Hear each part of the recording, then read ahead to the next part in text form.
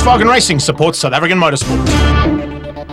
On this week's edition of Rapid Motion Africa, we continue and finalise our action from round one of the Pro Tour at the Phakisa Freeway. It's the Challenge Show, Volkswagen Challenge and Altec Porsche Club Challenge. A big thanks to Volkswagen for all this action.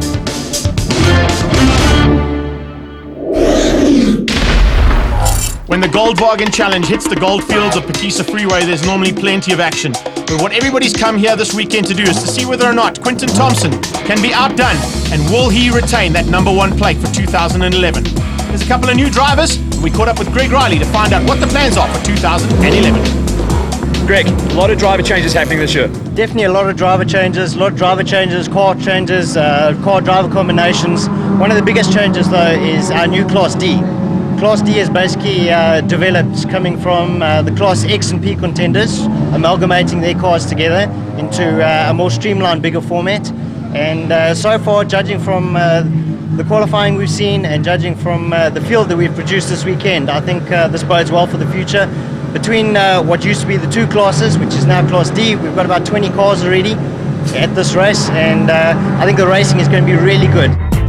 In Class B, Calvin van der Linde, a big surprise, the new man, outdoing Rory Atkinson and Quinton Thompson. And in Class D, Thole, always at the top, and once again he's there. As we start the race for race one, classes B and D, as always alongside me, Graham, unbelievable Nathan. Thanks very much, Greg. And off the line goes Calvin van der Linde. He hasn't been there ever. This is the first race he's partaking in Volkswagen Challenge, and straight to the front. He puts his head down and has decided, let's go, boy. Rory Atkinson in second place. Then you see the gaggle of Class B competitors come through. In fact, it looked like somebody got a jump start in the Class Ds. Not quite sure who it was, but I'm sure the clerk of the course will sort that out. I think it might have been the number 65 of Justin Taylor. But as they go into turn number one, couple of new cars thrown in for good measure there too. And great to see classes P and X now in Class D. Making up a huge field, which is actually very lacquer to see.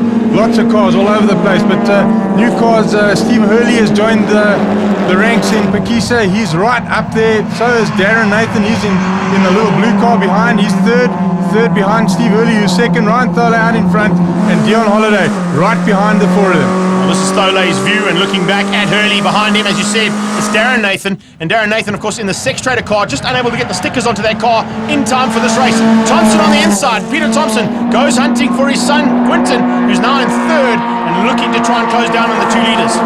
Peter is trying as hard as he possibly can to bridge that gap, but the three cars in front, they are trying hard. Have a look at that. Rory Atkinson pulls out. He's going to have a little go at Calvin, but can he do it? No.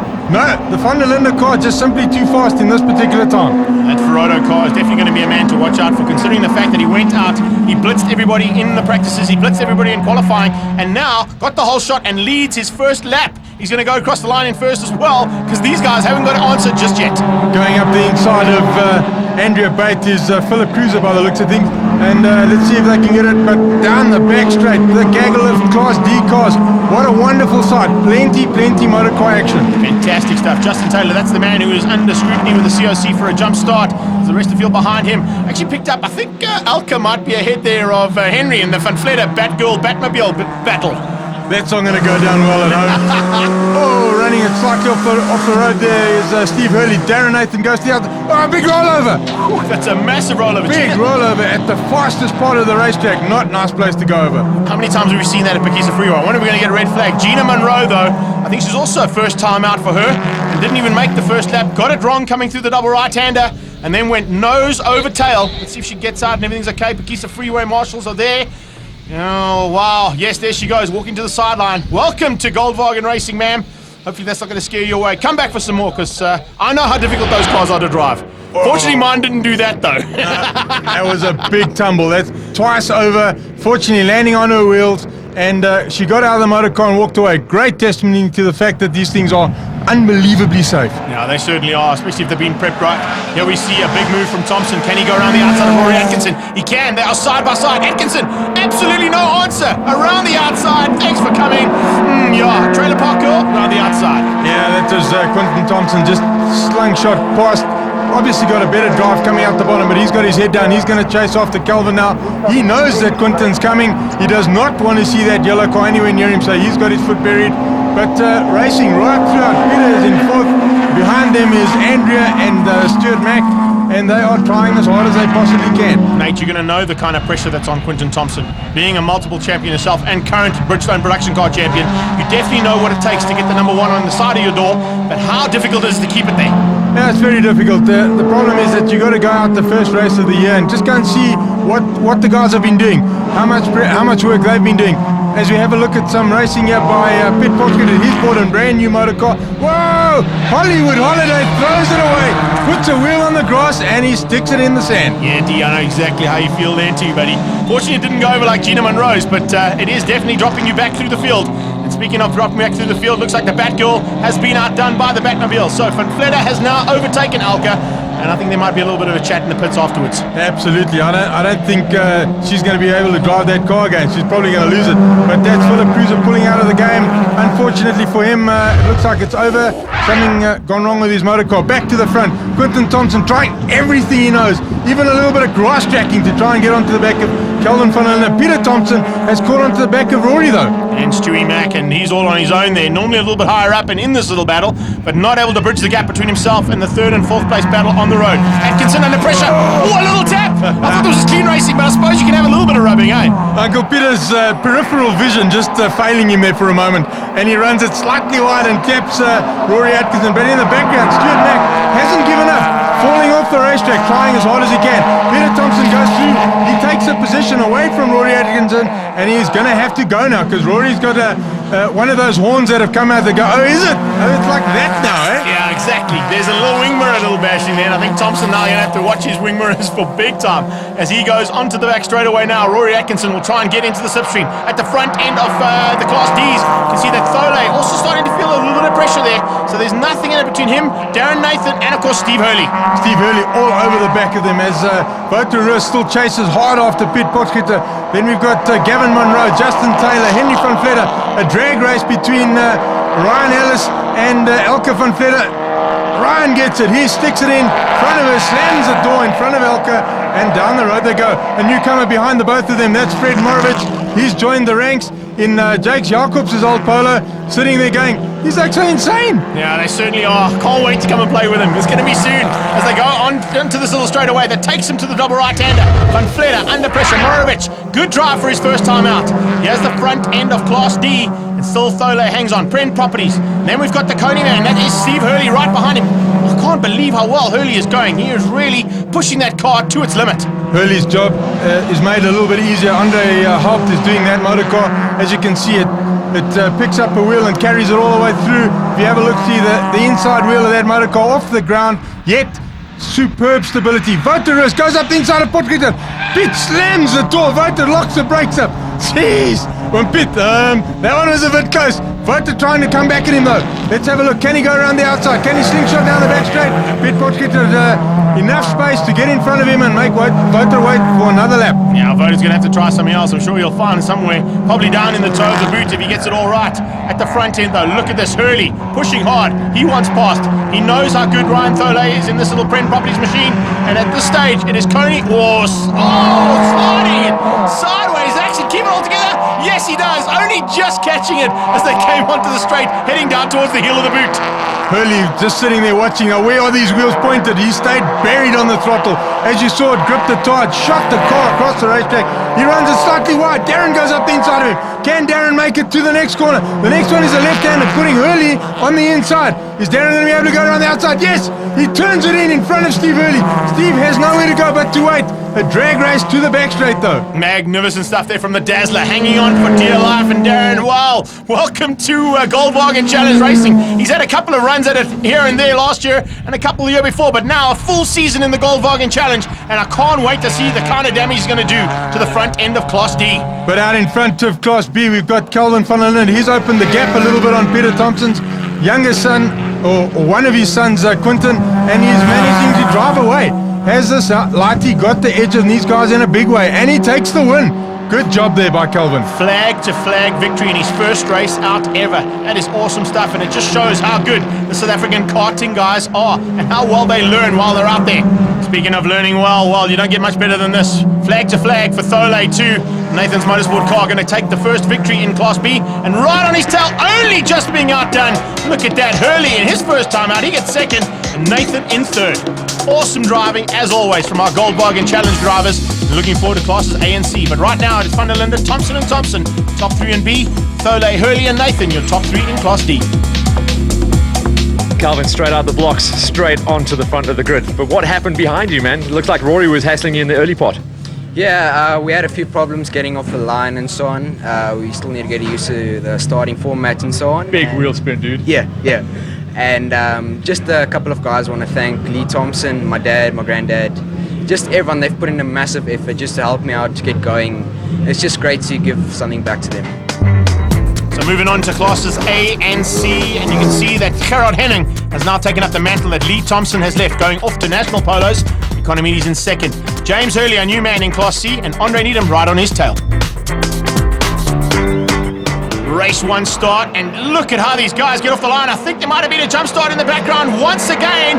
The guys at the back watching for the front guys start and getting it all wrong was the number 70, Paolo Piazzamusso. He's had a couple of times out in a car. Should have a little bit more experience than that, hey? Yeah, well, you get excited when the lights go on and you just want to go. Valdi Manke's doing a great job though. He jumped out of the blocks so fast, but yet has only managed to hang on to a 4th position. Looks like Hurley's going to have the drop down into turn number 1, also in a Coney car, just slightly different livery to the other Hurley car that we've just seen in action.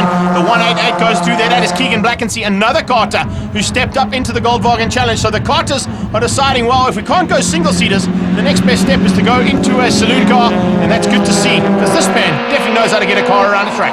Out in front though, we got Gerard Henning. He's followed by Eddie Rodriguez, who's followed by George Economides, Valdi Manke's, and is that Itzhak Krunier up into 5th position? Great job there, man. Anton Creel. Yeah, Anton Creel in Isak's car, so he's absolutely flying. Right behind them comes the usual contenders. And you can see that Barry Grunewald also stepping up and getting a little bit higher up than what we normally see. And unfortunately, Charles Smallberger into Class A for the first time. Not quite in the pace just yet, but watch the space for the rest of the day. Anton Kriel trying to go around the outside of Valdi Manke's. Valdi holds the inside, stands on the throttle, and if he's got... Look at that! How much respect! There must have been somebody next to him. I think I might have used the whole racetrack were it me. I think you might have. No doubt about it. Here comes Smallberger on the inside. You can see that's the yellow car with the black stripes as they come down the back straight away. Oh, the pressure is on Valdi Manke's. You can see just how difficult it is to try and keep out that man. Wow, sideways action. Tapping the brakes slightly as well. Creel had to come out of it. Big lock up there by Gerard Henning. And Creel locks it again. Valdi Manke's and Anton Creel are scrapping so hard, they're going to lose touch. They're going to lose touch with the front 3 guys, and that's not what they want to do. Because if they break it, to get a slipstream here is important, like you can't believe, because of the long straight. But if they scrap, they lose out. Eddie Rodriguez hanging on as hard as he possibly can in 2nd position. Gerard Henning taps the brakes, turns it in. Oh, coming up the inside, there it is. Anton Creel hasn't let up that fight with Valdi yet. Valdi must just jump in, let Anton take him back to the front of the pack. Now he can use the slipstream effect because that Polo is going to be right on his bumper like a VTEC trailer. Now they head down towards turn number 2. Very difficult corner. As you come over a little rise, then you're back under braking. And look how hard Gerard Henning is pushing. A little bit of a lock up from him as well. So every single one of these top 5 cars has either got onto the gas early or had to get onto the brakes very late to keep the position they're in. They're trying as hard as they possibly can, right down into Class C. Scraps all over the car. Car number 70, car number 188. Yalla Piazzamusso and Keegan Blackensee going at it, but because Piazzamusso is under scrutiny from the COC for a possible jump start, so this might not even have to worry. Blackensee is having a great outing for his first time though. That doesn't matter to these guys, they just want to race. If there's a car near them, they are flat out to try and beat it, irrespective of whether or not they can or can't get that position from the COC. Blackensee goes up the inside of Piazzamusso. Let's see if he can make it thick. Piazzamusso is on the outside. The next corner is a left-hander. Can he? No, he's fallen behind already. Great job there by the young karter. Yeah, he just forced the slightly older statesman and of course ex-karter and rally champion running well in the Gold Bargains just behind his protege who comes out of that stable from the Kyle Army kart circuit. You can see just how well that has worked. But at the front end, the battle continues between Valdi Manke's and around his outside. Can he make this one stick? This is going to be interesting. Can he hold it around the outside? They've been side by side the whole straight. They go into the double right-hander now. They're still side by side. Unreal racing. And he goes around him and passes him. Valdi, come now, run him wide for goodness sake. There you go, you did. Let's get it over and done with. But out in front, you still got Gerard Henning. He's followed by Eddie Rodriguez. Valdi finally gets ahead of Anton Krill. The battle has not let up for 1 second though. Just love the fact that those two are going at it side by side, round the outside, round the inside, wherever they can find a spot. And just in the background, you can see that actually Barry Groenewald, because of this little scrap, they're slowing each other down ever so slightly, and we might even see Barry Groenewald come in for a little bit of a play too. And then the sparks will fly. If Barry gets involved in this game, there's going to be door handles and mirrors and panels flying everywhere because Barry takes no prisoners. He just wants to get past. End of the story. The front end though, Henning is having to work very hard on the front brakes of that Jumbo Golf. And Eddie Rodriguez, I think, is starting to reap the benefits of that because he's able to run. Oh, in the background, I was going to say able to run nicely, but speaking of running nicely wide there from Voldy Mikey's onto the dirt, and once again, Kriel takes the position back. Have a look there. There comes Barry Groenewald. He's right there. Kiel runs it wide. Anton runs disgustingly wide, but he's on the inside for the left-hander. Let's have a look. Are these guys going to slow each other down enough for Barry to get there? He's right there now, Greg. He certainly is, and there's going to be a three-way battle now for fourth place on the road, as we've seen at the front end. Well, I can say that there's a front end battle for 3 cars, but Economides is actually falling back, and by falling back, he's falling into the clutches of these 3 cars. Economides is going to have to put his head down and go because he doesn't want to get involved in this scrap. I promise you for that. They are trying as hard as they can. Anton goes onto the back straight now. Voldy tucked right in behind him. Can the slipstream effect of the new Polo versus the old Polo? Voldy runs onto the grass. Not a lot of traction there, buddy. Not much at all, but it might just give him enough to get onto the back end. He's in the slipstream, not able to use it though because of that little bit of wheels on the dirt. But let's see if he can go on the inside, like we saw from Kriel. Kriel had to go around the outside of him into this double right-hander. Now they're there. That is 1, 2, and 3 on the road. Henning hanging on for dear life.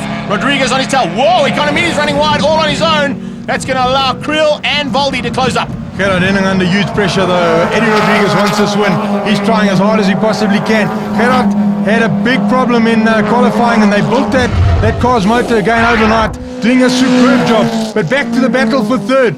We've got Barry Groenewald right there now. He certainly is. He's right there and in with a chance of possibly getting onto that podium. But right now, remember, they still got to catch Economides. So 4th, 5, and 6th place on the road. That's what it's all about here. And Groenewald in the double 4 machine. That is the help prepared car as well. Right on the back end of the Albatross Motors machine of Mikey's. And Mikey's is awesome. You can't even see where that yellow car is. Where's he coming from? Oh, there it is, just in the background. I promise you, Mikey's can see him. He's as clear as day in that mirror of his. Barry Groenewald trying everything. He'll slip and slide and lock wheels until he gets past. Voldy Mikey's having to go slightly defensive because he knows Barry and Voldy have been racing for years and years and years. So he knows, oh, Kriel throws it away.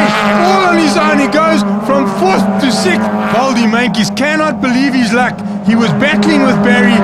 There was no pressure on Anton Kriel at all, and he just made the error. Yeah, to quote the song, under pressure, and he definitely felt the pressure there. Just running wide, and that has cost him dearly because he's now fallen back. He's actually fallen back enough to allow these 2 guys to possibly get away from him if they don't scrap in amongst themselves like they've been doing all race. Yeah, that's highly unlikely because Anton's going to try as hard as he can. Voldy's battling a little bit because he's falling off the pace of the 3rd place man of who's George Economides. But they're going to keep trying at it. Look at that up the inside. Anton Kriel bangs into the side of Barry Groenewald. Unfortunately, Barry just turned in. Kept it going though. Yeah. Check that out. He hasn't lost the position. Yeah, Anton obviously getting out of it because he realized that he's caused the demise of the position for Barry. But they're going to have a chat afterwards, I'm sure. Yeah, bits and pieces on Anton's Kriel car falling off as they came across the line. But he's back into the slipstream, and here we go again. Yep. Turn 1, and on the inside, can he make it stick this time? Yes, he can. Much cleaner this time from Kriel, but I think that was because of the drive being compromised by Groenewald coming onto the main straightaway. Here comes Barry. He's coming back at him. He's not had enough. Barry went into that corner slightly slow, but came out well. But unfortunately for him, Anton Kriel has done enough to get ahead of Barry Groenewald, even after letting him back into the right position after bumping him. So Voldy now got away from these 2. So these 2 Polo Classics are going to go at it until the checkered flag drops. A little bit further back there, a great drive here from James Hurley. First time out for him. Looks like he's also going to have a luck of the rookie and take a win here in the first round of Pro Tour. He's just ahead of Brad Hall, and Keegan Blackensee still maintaining that 3rd place. Look for the red car. Should just come into shot before we change out, and then we see Paolo Piazzamusa behind him. Some great driving there by young Hurley. Apparently that man built that motor car on his own. He's a youngster with advice from wherever he could get it. He literally put that car together himself. So looking at not only a great driver, but a good prepper of the car too. Very important so that you can get the car to work properly. You know that from years of experience. And speaking of years of experience, at the front end, all these guys putting in massive amounts of pressure now. There's only a couple of corners to go. Rodriguez is just not close enough to Henning. I'm sure Eddie's going to try absolutely everything he knows. He's going to go lightly on the throttle, tip it in, full throttle to try and catch his mate. And Gerard is trying to just defend as far as he can. Rodriguez knows there's not a lot of time left. If he's going to do it, he's going to have to try and do it now, but I think he's left it too late. Oh, he's still got a lap to go, so something could go wrong, and in this kind of racing it usually does. But let's not give him the commentator's curse. They've had a great dice between the two of them, and Rodriguez just hasn't been able to get past Henning's car. These two are such competitive spirits. I'm sure they would hate for it to go wrong. They'd rather want to fight right to the bitter end. Barry Groenewald getting it all sideways, going into the horseshoe at the end of the back straight, but he is trying as hard as he can. It sounds like though he was battling with gear shift there. It sounded like the car was well out of the power band. Barry might have a slight problem, but in the front of Class C we've still got Hurley. He's doing a great job ahead of Hall. Yeah, Brad Hall just maintaining second place there. He's in the flight hand cleaner machine. That of course was the car that Charles Smallberger was in last year. Then you got Keegan Blackensee still in third. Yatsumuso, he's under a COC's watchful eye for a possible jump start, so he might just lose that position. And of course, Tyrell Govindasamy would be the fourth place man in Class C then. But keep in mind, here it is, the last lap racing. These guys have not let up for 1 second. They don't, as I said earlier, they're going to race right to the bitter end. But Gerard has done enough. He's going onto the back straight. He's going to brake nice and gently, make sure he clips the apexes. Where if you have a look at the lines from Eddie Rodriguez, he's flicking that motor car at the apex and hoping that it's going to stay on the line. Coming up onto Tyrell Govindasamy now, the man I was just speaking about, and the back marker might just play into the hands for the SCW Euro drive machine. Henning goes through, and you've got Rodriguez praying that something is going to slow that silver car down. Right now, nothing is going to get in the way of Henning. He knows he's got it. He goes defensive, coming into the double right-hander. Good driving from Govindasamy, moves across to allow the two Foster cars to come through. He's going to maintain that outside line, and that's how close it's got down to the line. Incredible racing by these two drivers. These guys, as I say, are best of friends off the racetrack, on the racetrack. They are going to try as hard as they can. Gerard Henning has one turn left, and he's going to take the checkered flags. The first race of the year goes to Gerard Henning in Class A.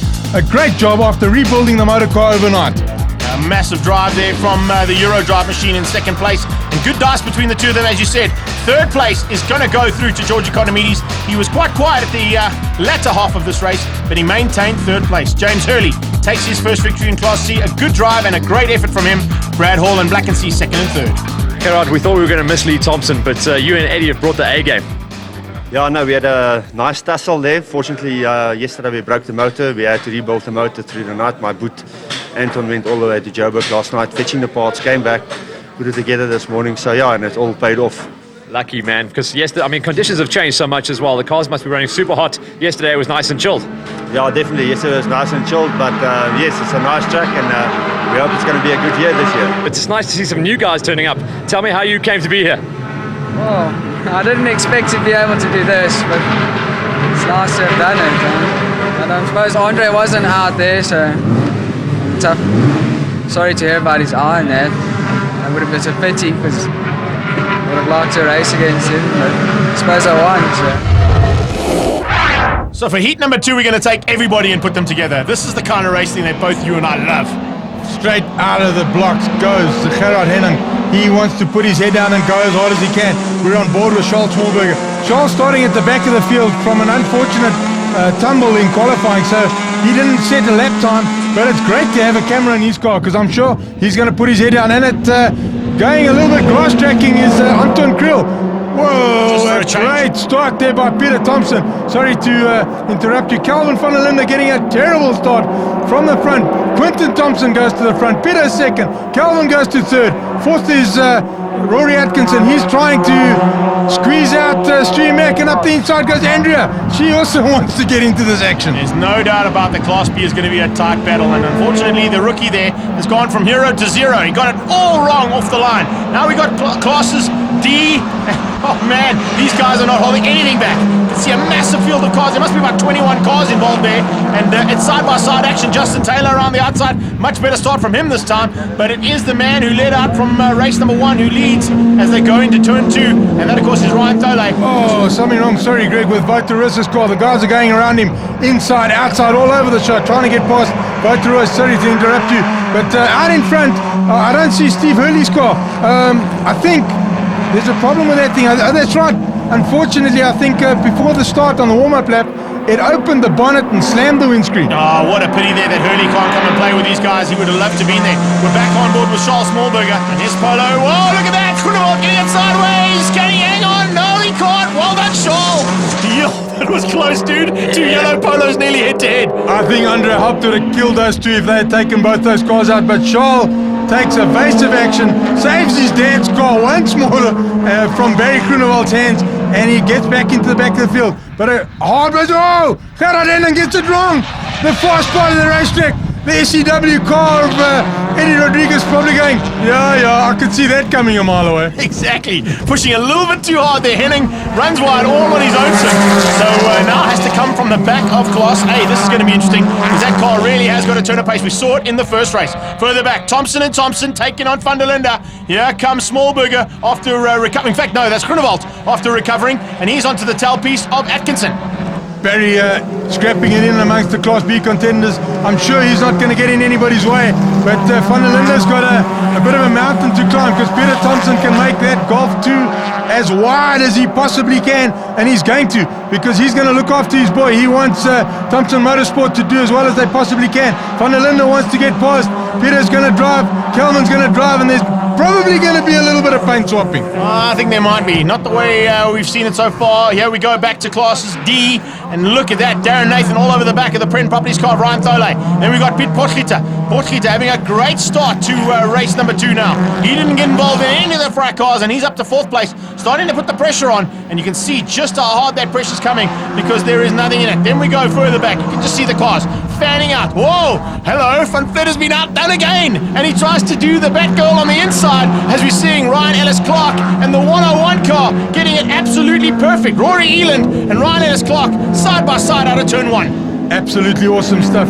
Having a look further back though, VWChallengeSA is coming back. He must have sorted out whatever. Oh, Van der Linde goes up the inside. Can he make it stick? This is the brute, the left-hander coming up. Peter Thompson hangs on. He knows that if he stays there, he's going to have to wait. And he does. He gets back in front of him. Kelvin Van der Linde is just sitting behind there going, well, if you hang me out to dry, Rory Atkinson's going to get in as well. And he doesn't want that. He doesn't want more competition. No, he certainly doesn't. But he realizes why that Golf 2 is called a jumbo golf. It is so wide. Now we go to the front end. Look at George Economides. The Wealth Avenue Golf all over the back of that SCW machine. And I think Rodriguez is definitely feeling a lot more pressure than he did in the first race. Baldy Mankey's also just sitting there going, one mistake from either of the two of you. There's the mistakes. They're starting to come. Eddie Rodriguez locks it up. But he was going in so quick. He should be able to hold the momentum. Baldy Mankey's having a look up the inside of George Economides, but tucks in behind him. He knows that if he starts scrapping now, the two of them will slow down, and the car out in front, which is the SCW car of Eddie Rodriguez, will just get away. Come across the line, they complete another lap. Just in the background you can see Anton Creel maintaining that 4th place. Nothing in between him, then it's Quinton Needham just behind him. So that is the battle for Class A going into turn number 1. And there's nothing in between these guys. Rodriguez got great as I called it. Economides, as they came out there, I was saying he was going so well, and there the car goes bang. Something's gone wrong. Something's gone wrong, horribly wrong, but have a look at the backyard. We've got Charles Smallberger. He's catching back up onto the back of Anton Krill. Anton's also slowing down. He gets past. Yeah, Charlie Smallberger has probably gone up into 4th position after a massive evasive action of Barry Groenewald. He's lying in 4th. He might not be in the scrap, but he's probably 3rd. Excuse me, it's not 4th, it's 3rd place. It certainly is, so he's looking really good now. Quinton Needham is going to be the man to try and hang on and try and keep Smallberger behind. But I wanted to say something. He used to be the youngest driver. He must be 2nd or 3rd youngest now, and still able to run with the front runners in Class A after stepping up after a magnificent season where he won Class C. So he definitely has got some talent. And now in the Class A's, these boys are starting to feel that talent, and they are definitely under some pressure. Absolutely. Every time that boy goes testing, everybody wants to know, how fast did Charles go today? And these A-class competitors are worried buried. Unfortunately, Van der Linde gets shoved wide. Rory goes up things. Oh, a big tap there by Barry Groenewald. A great recovery by Kelvin Van der Linde. Excellent driving. He just stayed on the throttle, booted it, and stayed in his position. Great job there, young man. Yeah, I just want to say that that's a Class A car that he's battling with, so fantastic driving as always. We saw it in the first race, flag-to-flag victories. He battled off the line in the second start now, but is now in amongst the usual contenders when it comes to the front end of this battle. Whoa! Check out that move. One Golf 1 splitting the two Polos, and can he get through? Needham hanging on, but Charles Thornberger's got the line for the final corner, and he has gone from a big off to a great recovery. And speaking of great recoveries, Nathan, check that out. Henning is in there too. Gerard Henning has come from the back of the field to 6th position. There were 4 cars there scrapping over 3rd, and unfortunately, with a melee, Gerard Henning just grabbed a position away from Barry Groenewald. Thompson leads out this battle. Peter Thompson still going very defensive in the jumbo golf, but now it's Atkinson on his tail. And look at that, he has not even flinched with the pressure coming from behind from Atkinson's teammate. So you can see the Polo boys working hard to keep the Ferodo man busy, but it's not affecting him at all. What Van der Linde should do is actually what he's doing right now. Just let Barry Groenewald go through, and hopefully Rory Atkinson will do the same thing, but I don't think so. Now that Groenewald is there, he's going to go defensive and try and keep Van der Linde behind him. Kelvin Van der Linde having to learn about racecraft very early in the racing season. The second race, the first one he won. The second race he's lying 4th in class but 5th in the battle because Barry Groenewald, who's out of position in Class A, is involved in this scrap. Yeah, I think he's gone offensive there to try and keep Rory Atkinson away from Van der Linde. But if Van der Linde can get through, Atkinson's going to be very worried. There's Thompson and Thompson. There's the move. Well, Atkinson goes one up on Thompson as Van der Linde just shoves it up the inside.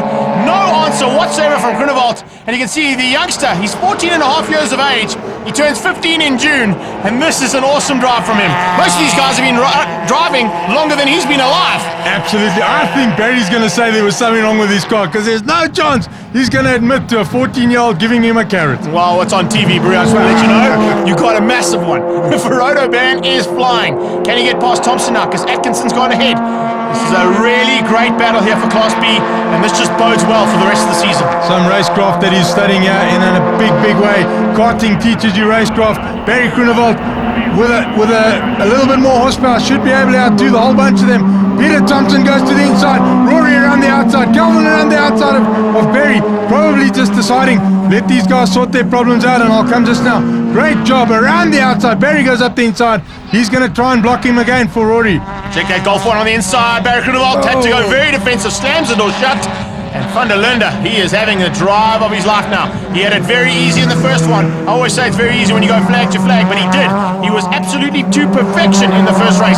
Now, in amongst the usual contenders, and this is not where you want to be. I don't know if it's as easy as what it looks, because when you go flag to flag, it looks easy, but it's never easy when you're racing against somebody else who also wants to have a go. Atkinson up the inside of Peter Thompson. Peter passed him down the back straight. Rory decides, I want it back, and he goes up the inside. Groenewald pulling to the sideline there in the last part of the straightaway. Here comes Thompson back at Atkinson.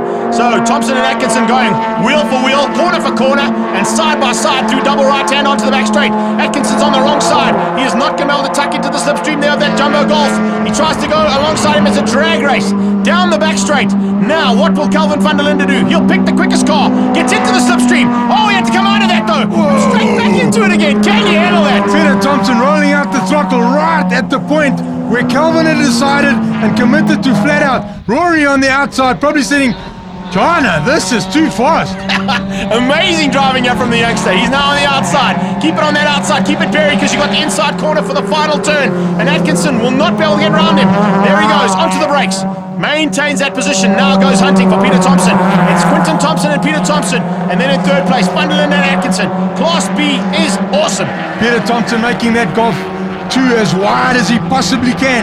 But these youngsters behind him are after his blood. Uncle Peter, you're going to have to put your head down and go. Don't look in your mirror, just pedal, bud. Certainly, that's exactly what he's doing. I don't think he's even looking in that rear mirror. He doesn't want to know which one of those cars is going to come battle. Darren Nathan, Sex Trader car, right on the back end of the Pren Properties machine. And this battle is also raced almost all race long. But unfortunately, Nathan's still getting to grips with that car. Remember, he's come from a Polo like the one that Thole is in from the National Championships, and he's now into a Polo Classic. Voteris will come from the back of the field. He's got through most of the city golf. He's going really wide is Barry Groenewald. sure he's just going to go straight into Park Ferme from that line. Both the wrist, a recovery drive of note. He had a problem at the beginning of the race, and he has come right back to about 4th or 5th position in Class D. Elke van Vletter also having a great drive and maintaining that little battle that she's had almost all race. As we go back to the battle between Smallberger and Henning, the two recovery men. And you can see the Sabertech car just keeping the Robbie's machine out for now. But Robbie's Auto, they've definitely done some work on Henning's car, because coming from spinning out at this particular corner, can he make it stick? A recovery of note. He goes up into 3rd place and outdoes the Lighty. Charles Smallberger hung on so beautifully there, but took the racing line, and Gerard Henning threw it up the inside. Charlie should have gone defensive there, but right now in his career in Class A, going offensive and probably risking getting bumped off is not the right plan. But up the inside of Kelvin comes Kelvin. He throws it up the inside of Peter. He has got no respect for these elderly statesmen. Just love the fact that you had no respect and just chucked it in there. No doubt about the Ferraro car is working really well. Peter Thompson has to go defensive to keep Atkinson out. The flight hand cleaner machine on the Thompsons Racing Golf. But there is no answer to Calvin van der Linde. Now that they cross the line, it can only be 1 lap to go as our leaders come into the final corner. And it's Valdi Mankis who's put pressure on Eddie Rodriguez all the way. But for 3rd position, Charles Smallberger is still battling hard against Gerard Henning. Can he make it to the line? No, he can't. Gerard Henning takes 3rd. Charles Smallberger takes 4th. And in Class B, we've still got a scrap here between Rory Atkinson and Calvin van der Linde. Oh, Rory runs wide. Rory runs it straight off on the last corner. What is going on, buddy? Yeah, you can see the disappointment in Atkinson's helmet there as he looked down and went, what did I do wrong there? Quinton Thompson is going to take Class B. A great drive from him ahead of his dad. And of course, we've got van der Linde thrown in the mix. The Class A was Rodriguez and Mankis, Needham and Hurley in Class C. Valdi was on you this time. Valdi was definitely quick at the second race. I had 1 or 2 small technical issues again. Car getting a little bit too hot, so I took it a little bit easier. I had a bit of a lead, so there was no use to do anything stupid, you know. Confirmation of the Class B's Thompson from van der Linde and Peter Thompson in 3rd. Class D, Ryan Thole hang on ahead of Darren Nathan. Hollywood Holiday in 3rd place. You had a good run in the second race though, and the guys were off you for a very long time, but towards the end they definitely closed you down. But you had some clear air. Yeah, the tyres went off. Because Phakisa has become very, very abrasive on tyres, and they went off in the last 4 laps or so. You know, I didn't know what this Class D class was going to be like, but yeah, it's good racing, eh? It has been good, Matt. Today was especially good. It's the first year that we're having the old Class Bs and the old Class X's joined forces. Cars are still got a few things to work out, but I think there's good fights between the two respective fields. First race was extremely good with Steve. Unfortunately, in the warm-up lap on the second race, his bonnet popped open and smashed his windscreen, so that put him out. So I had a relatively leisurely second race, but still Darren Nathan helped to put up a fight. I think he spoke to his brother. He certainly did. Thole leading out overall in Class D. Rodriguez and Henning tied for 2nd. Thompson and van der Linde for 3rd, and Hurley in Class C for 4th. A big thanks to Goldwagen for all this action, and come and join us at Swartkorps on the 19th of March.